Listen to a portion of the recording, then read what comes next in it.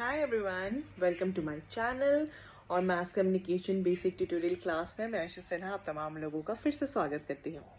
तो मेरा वीडियो जो था बिजनेस कम्युनिकेशन का कंटिन्यूएशन में चल रहा था। मैंने 3 पार्ट्स अभी तक अपलोड कर दिए हैं। Now this is the fourth part and very important section of business communication because today I'm going to talk about grapevine communication. Yes. So what is grapevine communication and what are the types of grapevine communication और organization में grapevine communication कैसे होता है? I'm going to discuss all this thing with my slides and थोड़ा introduction मैं अपनी इस video में दूंगी, then मैं slides के थ्रू इसको और समझाऊंगी. So let's first talk about the basic of grapevine communication कि होता क्या है exactly ये. तो जैसे कि ग्रेप वाइन को अगर हम शाब्दिक अर्थ में समझें तो हम ये कह सकते हैं कि अंगूर का गुच्छा, यू नो, जैसे कि कभी आप अंगूर को देखिएगा, वो कभी एक, जैसे आम को अगर आप पेड़ में देखिएगा तो अकेले टंगा रहता है, पर अंगूर का गुच्छा एक बल्क में रहता है, ठीक है. तो उसी को हम ग्रेप वाइन यानी कि कैसे ये कम्युनिकेशन, एक अंगूर के गुच्छे को कम्युनिकेशन से कैसे कनेक्ट किया गया है, which is very interesting and also it is very important for UGC net students, क्योंकि इस ग्रेपवाइन कम्युनिकेशन से बहुत सारे questions previous year question paper का अगर आप उठाएंगे तो बहुत सारे क्वेश्चंस आ चुके हैं. So that is why this topic is very important for all those who are appearing for UGC NET. So let's just first understand the basic concept of grapevine communication. Then I'll take you through the slides जिसमें मैं step by step समझाऊंगी कि क्या होता है और types क्या क्या होते हैं. तो बेसिकली ग्रेपवाइन कम्युनिकेशन में एक ऐसा कम्युनिकेशन होता है जो इनफॉर्मल स्ट्रक्चर में होता है, यानी कि जैसे कि गॉसिप, ठीक है, जैसे कि किसी तरीके की गॉसिप, जैसे कि कोई भी फॉर्मल ऑर्गेनाइजेशन में, कोई भी ऑर्गेनाइजेशन में जाएगा वहां पे कम्युनिकेशन, जैसे कि मैंने बताया, वो फॉर्मल स्ट्रक्चर में होती है. तो जब फॉर्मल स्ट्रक्चर में कोई कम्युनिकेशन होता है बेसिकली, तो वहां पर एक ग्रेपवाइन कम्युनिकेशन का भी इजाद वहां से हुआ है. यानी ये कैसा कम्युनिकेशन हुआ जो अंगूर के गुच्छे की तरह होते हैं और कम्युनिकेशन भी कहलाता है. Very interesting. तो चलिए समझते हैं इस पूरे मिस्ट्री को. मैं यहाँ पे अभी एंड करती हूँ और पीछे से अगर आपको कुछ बैकग्राउंड आवाज आ रही होगी तो I am very sorry about it, क्योंकि my daughter is just here and ये way smile, so she is right here and I don't know वो मुझे कितना अलाउ करेगी कि मैं अभी बोल सकूँ. वो अभी सोकर उठी है एंड मैंने 2-3 टाइम्स ट्राई कर लिया है कि मैं वीडियो बनाऊं, बट वो साउंड सुनकर उठ जा रही है और वो you know she started like crying and all. तो मैं अभी इसके पास ही बैठी हुई हूँ. अगर बीच में इसका कोई आवाज आ रहा हो then I am really sorry, और कोशिश यही करूंगी कि मैं ये वीडियो कंटिन्यू करूँ. What? Tell me what happened? What happened? Huh? Oh my God. चलिए समझते हैं ग्रेपवाइन कम्युनिकेशन को बहुत अच्छे से. तो ग्रेपवाइन कम्युनिकेशन बेसिकली वैसा कम्युनिकेशन होता है जो इनफॉर्मल तरीके का होता है, यानी कि किसी भी ऑर्गेनाइजेशन सेटअप में जब कम्युनिकेशन किसी भी एंगल से हो, यानी मैंने पहले बताया था ना कि कम्युनिकेशन हॉरिजॉन्टल होता है. हॉरिजॉन्टल मतलब क्या हुआ, कोलीग्स के बीच में, अपने लेवल के बीच में. वर्टिकल होता है यानी कि मैनेजर से लेकर एम्प्लॉय के बीच में. Downward communication, upward communication. तो इस टाइप से कम्युनिकेशन होते हैं, यानी कि एक सिंक्रोनाइज होता है वो, यानी कि मैनेजर एम्प्लॉय से बात कर रहा है, ठीक है, तो वो डाउनवर्ड अपवर्ड काइंड ऑफ वैसा. And then horizontal and then diagonal, यानी कोई भी डिपार्टमेंट का पर्सन किसी भी दूसरे डिपार्टमेंट से बात कर रहा है, its diagonal. But grapevine communication all together is a different thing, क्योंकि कहीं ना कहीं इनफॉर्मल ऑर्गेनाइजेशन में यूज होता है. और ग्रेपवाइन कम्युनिकेशन में गॉसिप इन्वॉल्व होती हैं, रूमर्स इन्वॉल्व होते हैं, जहाँ पर मजेदार चटाकेदार जहाँ पे गॉसिप मिलती है ऑर्गेनाइजेशन में. कैसे गॉसिप होते हैं ऑर्गेनाइजेशन में, जैसे कि मैं एग्जांपल के तौर पे बताती हूँ कि किसी एम्प्लॉय को निकाल दिया गया उस ऑर्गेनाइजेशन से, इवन दो वो एम्प्लॉय बहुत हार्ड वर्किंग था, बट उसके कुछ कॉन्फ्लिक्ट हुए अपने मैनेजर के साथ. मैनेजमेंट ने डिसाइड किया कि इस पर्सन को निकाल दिया जाए because he is asking salary hike जो हम नहीं दे पा रहे हैं, एंड मैनेजर को लगता है कि वो मेरे क्राइटेरिया के हिसाब से सूटेबल नहीं है. तो that is one thing. Another example I am giving, like a employee जो एक पर्सन है, एग्जांपल XYZ, सुनील कविता के साथ ज़्यादातर लंच टाइम में खाना खा रहा है and again all of a sudden वो दूसरे डिपार्टमेंट का है, she is from another department, and people started talking about it like why Kavita is having lunch with Suresh all the time, like what is the thing, what is the matter. तो अंदर अंदर gossip होने लगते, कहीं affair तो नहीं चल रहा. तो ये तमाम जो गॉसिप होते रहते हैं ना, दैट इज ग्रेप वाइन. मजेदार, चटाकेदार, जिसमें गॉसिप मिलती हो, वैसे न्यूज़ को हम क्या कहते हैं, ग्रेप वाइन कम्युनिकेशन. तो ये इनफॉर्मल में मतलब ऑर्गेनाइजेशन में हो रहा है, और जिसका कोई सर पैर नहीं है, कहीं से भी गॉसिप निकल कर आती है, और उस गॉसिप के बारे में फिर लोग एक दूसरे से बातें करने लगते हैं, एक चेन डेवलप होने लगता है. ए बी से बात करता है, बी सी से, सी डी से, and then it goes on. तो ऐसे कम्युनिकेशन को हम ग्रे पॉइंट कम्युनिकेशन कहते हैं, क्योंकि ये लत्तर, जैसे मैंने कहा ना, अंगूर के लत्तर की तरह होते हैं, यानी कि एक नहीं, पूरे गुच्छे को खबर होती है, उस क्लस्टर को खबर होती है कि हाँ, यहाँ पे कुछ तो हो रहा है. तो आपके ऑर्गेनाइजेशन में भी, हर ऑर्गेनाइजेशन में एक ऐसे इनफॉर्मल कम्युनिकेशन होते हैं, बहुत गॉसिप होते हैं, चाहे वो अफेयर का गॉसिप हो, चाहे वो मैनेजमेंट एम्प्लॉय के कॉन्फ्लिक्ट का गॉसिप हो, चाहे वो किसी भी तरीके का कोई, anything. Gossip can be like anything, anything. तो ऐसे ऐसे कम्युनिकेशन जहाँ पर हम अपने एम्प्लॉय से करते हैं, बॉस से करते हैं, कोई चापलूसी कर रहा हो और वो भी उसकी खबर लोगों तक पहुंच रही है, अरे यार ये तो ऑफिस के बाद भी अपने बॉस के साथ बैठकर घंटों बातें करता है, उनके काम करता है. तो ये सारे communication is all about grey point communication. तो आइए अब स्लाइड्स के माध्यम से हम समझते हैं कि ग्रे पॉइंट कम्युनिकेशन क्या होता है. तो ग्रे पॉइंट कम्युनिकेशन का मैंने कुछ पॉइंटर्स यहाँ पे डाला है, उसको पहले समझते हैं कि communication health without following a recommended structure in an organisation in informal communication, casual and unofficial communication within the organisation. जैसे कि मैंने पहले ही बताया कि ये कम्युनिकेशन जो है ये कैजुअल कम्युनिकेशन है और अनऑफिशियल कम्युनिकेशन है, यानी कि इसका कुछ मतलब इसका कोई ऑफिशियल रिकॉर्ड नहीं है. ये बस गॉसिप के थ्रू, रूमर्स के थ्रू जब बातें होती हैं तो वो ग्रे पॉइंट कम्युनिकेशन कहते हैं और इनफॉर्मल कम्युनिकेशन कहलाता है. One of the greatest advantages of grey point communication is a team building and interpersonal relationships. वैसे एडवांटेज के बारे में कह सकते हैं हम कि ये कहीं ना कहीं कोलीग्स के बीच की एक टीम बिल्डिंग, जैसे कि ग्रे पॉइंट कम्युनिकेशन, चाय टी ब्रेक होता है या लंच ब्रेक होता है, उस टाइम पे लोग एक दूसरे के पास जाते हैं, अपने पूरे दिन के बारे में बातें करते हैं कि आज का दिन कैसा रहा, लाइक आज का दिन बहुत ज्यादा काम से थकान भरा था, आज के दिन मैंने ये चीजें सीखी, या फिर मुझे बॉस ने 4 नई चीजें बताई. तो कहीं ना कहीं एक टीम के साथ आप बातें करते हैं, तो एक टीम बिल्डिंग और एक इंटरपर्सनल रिलेशनशिप तो स्टैब्लिश करता है ये ग्रे पॉइंट कम्युनिकेशन. आगे क्या है, grey point communication can move in any direction with the support of informal groups.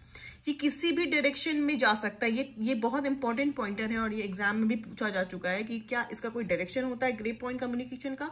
तो ग्रे पॉइंट कम्युनिकेशन का कोई डायरेक्शन नहीं होता, ये डायरेक्शनलेस होता है. ये किसी भी डायरेक्शन जा सकता है, upward to downward to diagonal to horizontal, यानी कि किसी भी फॉर्म में जा सकता है, कि इसका कोई एक फॉर्मल स्ट्रक्चर नहीं है. ये बॉस अपने एम्प्लॉय से भी गॉसिप की बातें कर सकता है और आप अपने कोलीग के साथ भी गॉसिप की बातें कर सकते हैं, लेकिन इसका कुछ इनफॉर्मल काइंड ऑफ ये कम्युनिकेशन है. तो इसका कोई स्ट्रक्चर बेसिकली और कोई डायरेक्शन नहीं है. अब हम बात करते हैं टाइप्स क्या क्या होते हैं ग्रे पॉइंट कम्युनिकेशन के. तो पहला टाइप है सिंगल स्ट्रैंड चेंज, दूसरा है gossip chain, then probability chain, and last is cluster chain. एक वन बाय वन हम समझते हैं कि ये क्या है. तो सिंगल स्ट्रैंड चेन को, जैसे कि यहाँ पर आप फिगर के थ्रू भी समझ रहे हैं, ए बी सी डी ई.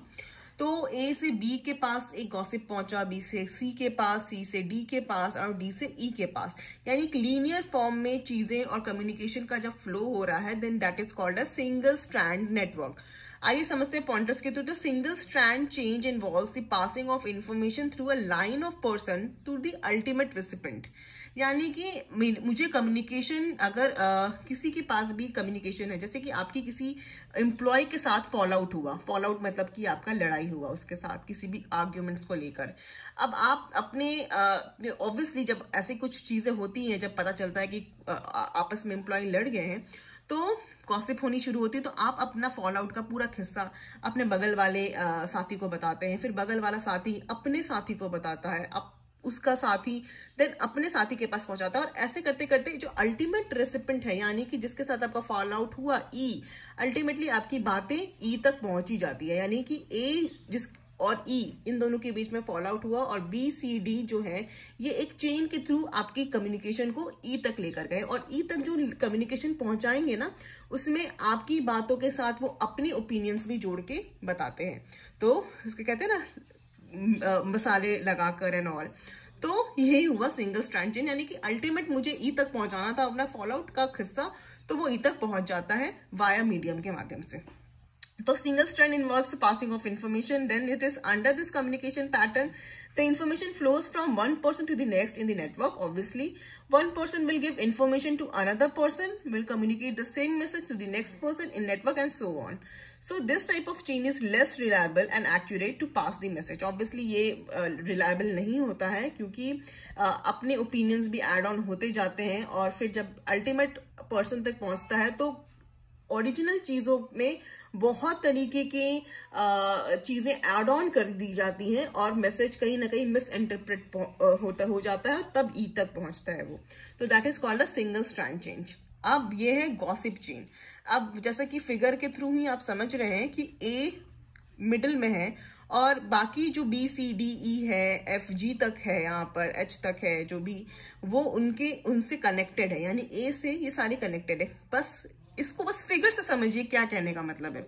कहने का मतलब है कि ए जो है वो मेन कम्युनिकेटर है, उसके पास सारे न्यूज है, और ये कम्युनिकेटर जो है वो बाकी को, यानी B C D E F G H तक को ये अपनी न्यूज सर्कुलेट कर रहा है। तो जो मेन कम्युनिकेटर है वो है ए। समझते हैं आगे इसको। In gossip chain one person seeks and tell the information to everyone, जैसे कि ये ए ने सबको कम्युनिकेट किया। In this network, there is an individual who tells the message to all the members of the network directly. The chain is just like the wheel where one person stays at the center and passes the information to other employees. A circle or wheel-like structure is formed in this communication. And in a gossip network, we have one individual who serves as the source of message, who transmits the message to a number of people directly. I think more or less सारे pointers एक ही चीज कह रहा है, वो यही है कि A is the communicator and that A is passing the information to the other people. तो ये जो चेन के साथ इंटरलिंक्ड है, ये व्हील बना हुआ है, यानी एक चक्का बना हुआ है, ये सब इंफॉर्मेशन ये प्रोवाइड कर रहा है A। आगे बढ़ते हैं प्रोबेबिलिटी चेन।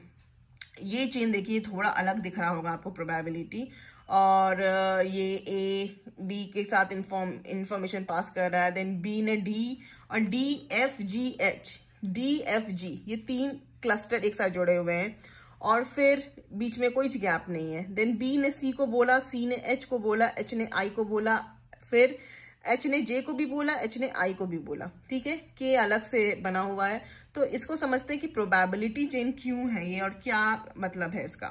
तो it is a random process in which information में move from one person to any other person according to law of probability.